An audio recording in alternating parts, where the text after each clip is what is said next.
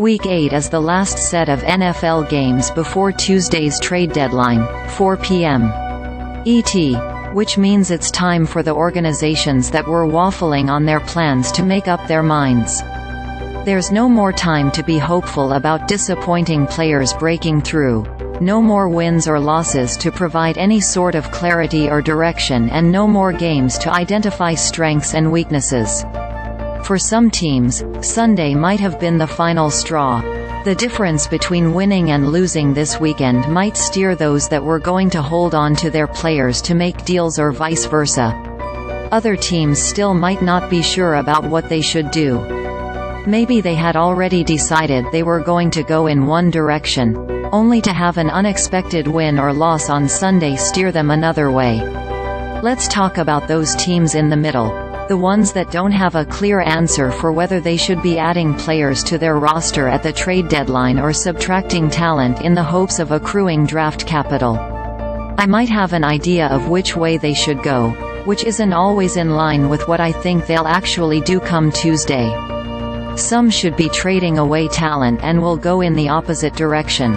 Others might want to both add or subtract veteran players in the right move. I'll run through those teams, but first, let's hit the rest of the league and the teams that should obviously be going in one direction or the other. These organizations might or might not actually make deals for veterans over the next 2 days, but if they do make a move, it should be to add a player or two to their 53-man roster.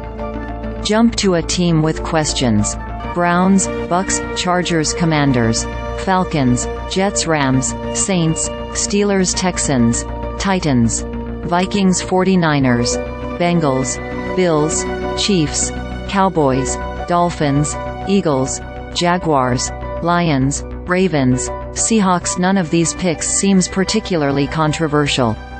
This is the top tier of NFL teams, and it would be a shock if any of the 11 missed the postseason. Their collective record is 60-24. We've already seen them begin to hit the market, as the Eagles traded for safety Kevin Byard, while the Dolphins took a flyer on wideout Chase Claypool, who had his first catch with the Fins during Sunday's win over the Patriots. Of course, some might be more aggressive than others. Eagles general manager Howie Roseman is probably the league's most active general manager when it comes to making deals. Tobin and the Bengals are far more likely to stay put.